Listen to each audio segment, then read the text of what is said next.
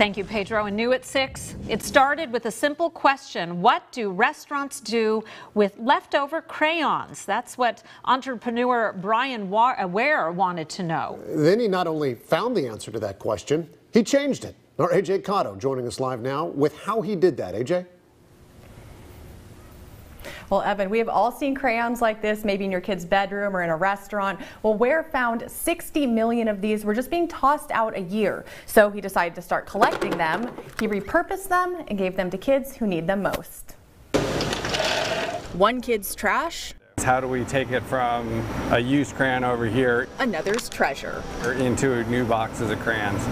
And that's the biggest process here. Melt, strain, pour, repeat.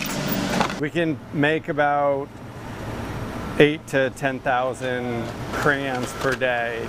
We caught up with Bryan Ware, founder of the Crayon Initiative, at his Danville facility, where he takes these donations, mountains of old crayons destined for the dumpster, and brings them back to life. So I knew that I didn't want to just give away like used crayons, because every kid likes to have a new box of crayons. And some might appreciate it a little extra.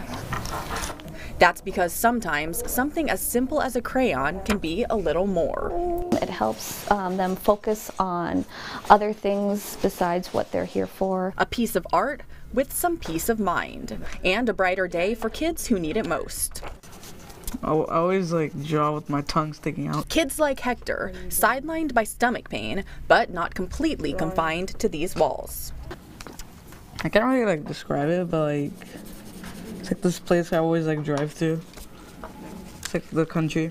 It started with a handful of hospitals. Now the Crayon Initiative donates to 240 facilities across all 50 states, including Valley Children's in Madera.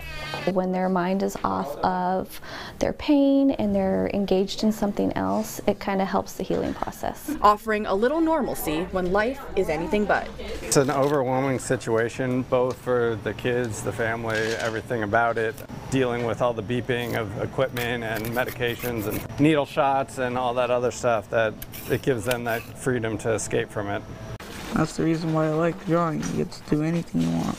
Ware says more than 500,000 pounds of crayons are tossed out a year, sometimes after just one use. Giving back, thinking outside the box, and helping kids get through the storm and find The rainbow. And if you want to get involved, I'm going to leave one of these donation boxes out in front of our studio here at KC24. Please come by, drop off one crayon, drop off a handful of crayons. And if you want to get a box yourself, I'll leave that information as well as some exclusive web content online at yourcentralvalley.com. Evan, Stephanie, back to you.